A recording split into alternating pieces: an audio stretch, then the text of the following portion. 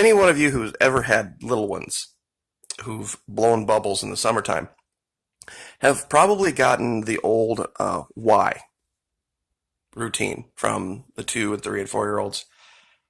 Why are bubbles round? Why aren't they other shapes?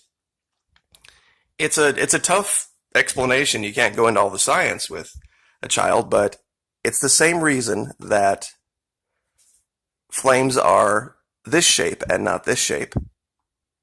That whenever raindrops hit puddles, they fan out in circular waves.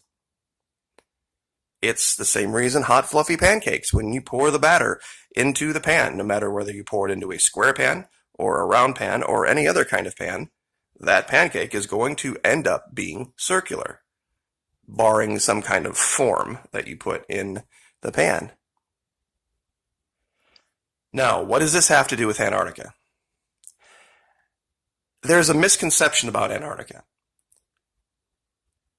Antarctica is cold only partially because it's the South Pole. It's cold because it's isolated at the South Pole. I've always loved to show this time lapse because it shows the winds swirling around and isolating that continent. If there were a landmass that connected Antarctica to South America in any real appreciable way, this weather pattern that you're seeing, this circular, round, swirling pattern, wouldn't be able to exist. And that would allow columns of warmer air to come down through South America and hit Antarctica, and at least warm up the western edge of it. Now, I found something today on the western edge of Antarctica that I've never shown before. It's brand new, and it's pretty exciting to me because it puts together, it's more confirmation of things that we have already shown. And I'd love to share that with you guys today. I think you guys are really going to enjoy this. Now, just to give some perspective as to where we're at. Sorry, I have everything all turned on. I turned on everything just to make sure I hadn't been here before. And that's why you're seeing all the lines and squares and stuff. We're going to be over here at 9 o'clock, maybe just a small amount north of 9 o'clock. So, of course, the Antarctic Peninsula being 12, 3, 6. Over here, the western part, science has even said if we find evidence for life, if we find evidence for civilization, this is probably going to be the first place. Because eastern Antarctica, this part over here to the right, is so much more inhospitable.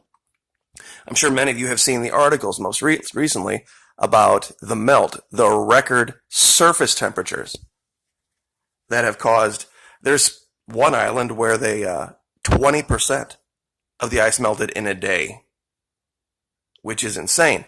Now, this is the find. Now, tell me how you could have a naturally forming triangular melt pool.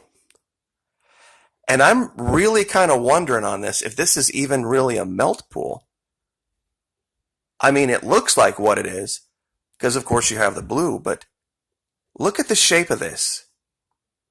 See up here, this kind of looks like a melt pool, but this looks like a carved opening. And let's do a real quick measure on this. I haven't even done this yet, so you and I are doing this together in real time. All right. From the top to the base, 269 feet, which is 82 meters. And across here, 113 meters, or 372 feet. So, little over, almost actually exactly a football field, left to right, and about a fourth of a football field this way.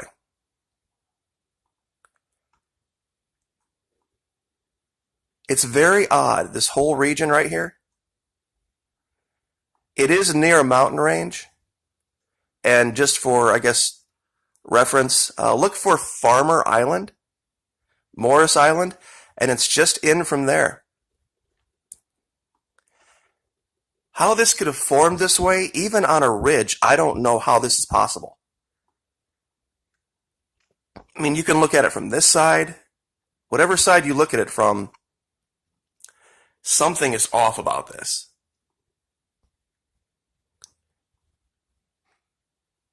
There's another smaller triangle over here. And over here on the other side of this ridge, does anybody see it yet? Check this out. 1, 2, 3, 4, 5. It's oblong and it's kind of hard to see, but it's there. It's 5-sided.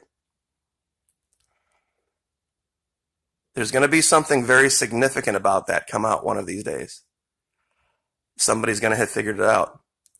And as far as the subglacial allegation that I've made of civilization, plant life, animal life, the heat that is being attributed to volcanoes and volcanic activity, volcanic rock, volcanic ash makes for some of the best soil to plant things in.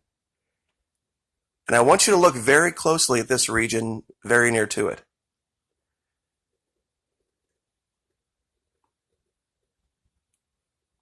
Look at this. That's plant life. That's greenery. And it's up on a mountain. This isn't down by the sea. This is up on a mountain. There's islands nearby, but this isn't that. And look at the light that's coming through the side of this ice right here. This could be light reflection off of a forest under this ice sheet, for all we know. I mean, this isn't a little bit green. That's a lot green. And anywhere we know, of course, where there's trees growing, what do trees do? Trees produce oxygen. Trees produce a breathable environment.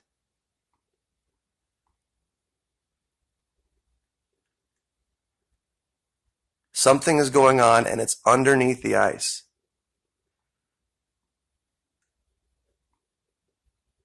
If the Germans were successful in the 40s in bringing either 500, 1,000, 1,500 people down here, 2,000, and they found one of these regions, they would have had everything they need to completely divorce themselves from the rest of the planet.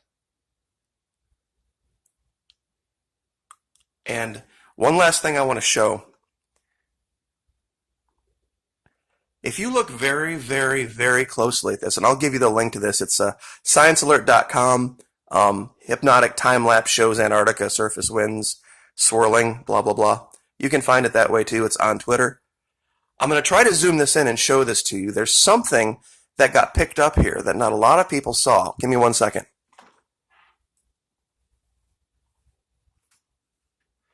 Well, that's about as close as that's going to get. I'm going to zoom the camera in. I'm going to go ahead and play this forward still. Look at the area that I'm circling right here. Do you see that black dot? Right there, just above the finger?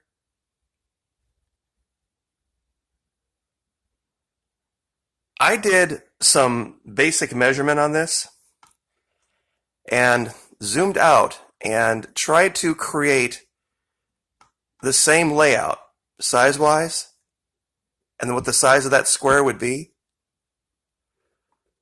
That square, that dot, was over a mile wide. Whatever that dark shadow was that they picked up very, very near the center.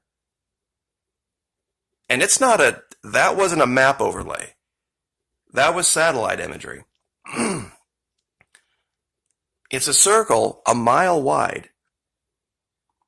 And I'll bring up the properties of that to show you. 1.35, sorry about that, hold on. Here we go. The properties of that line that I just showed you here, the red one. 1 second, having a technical issue here. Okay, the red line is 1.35 miles long, which is 2.17 kilometers. I'm really not sure way out there in the center what that could be.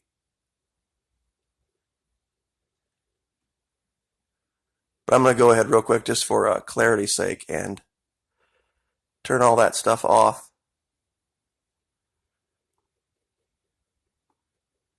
There we go. And then come back down to where we were. So I don't know, guys. I mean, we've shown a lot of things that are very, very recognizable. This looks like something that's just evidence of where all of that other stuff came from. And given the ability to exist a society absent of influences from the rest of the planet, if they could have just focused on advancing science that they had discovered, who knows what 70 years could have brought? Well, look what 70 years has brought to us from World War II. If you think the images I show here are blurry, you should see the satellite images they were using in the late 80s and 90s to facilitate the Gulf War. These might as well be 8K compared to those. And they prosecuted a war very successfully on quote-unquote blurry images. Also, down here, I'm not sure what this is, but these look like windows.